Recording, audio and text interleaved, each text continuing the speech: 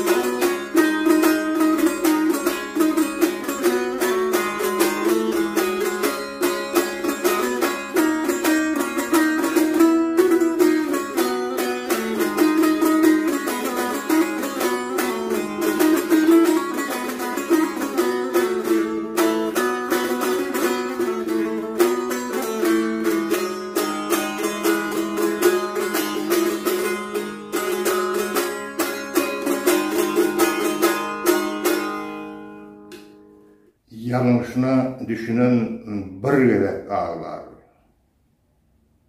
Yanlışına düşünmedik, ölünçe ağlar. Köp adamlar yanlıştı. Şoň üçin Türkmenistan watanymyz ayagy şagynlar. Halk kösenýär, ören kösenýär. Çıkalı da yok. Bizi hemişe o çırın sonuna koyarlar. Seherine biz aldı bir der. Biz aldı bir bolmasak adamlar, Türkmenler mensin hem meğnere güllenýär. Biz aldı bir bolmasak biz bir dünyada hemişe o çırın sonuna durarız. Vatanımızı alad edip bilmez. Biz köseneriz. Çingis Han gelip Merv şäherini yıkalıveri 1000 ýyl geçipdir. Biz henüzem ağı bir der. Sebebi aramızda gelmişekler var. Vatanımızı gelip talanlar var. Bizim yerimiz, bizim vatanımız olunku değil. Olur şoň üçin bizim vatanymyz tarihalar. Olaryň ayagy astynda Türkmenistan. Biz Türkmenler, etnik Türkmenler birleşmeli, agir bolmaly. We ýanadan Türkmen Halk Respublikasyny aglan etmeli. We geljekki nesillerimize täze ýol gurnap bermeli we täze watany goýmaly. Şu arada kirekdim adamlar. Şunu men size aýdasym geldi. Dinleýäniňiz üçin köp sag bolun.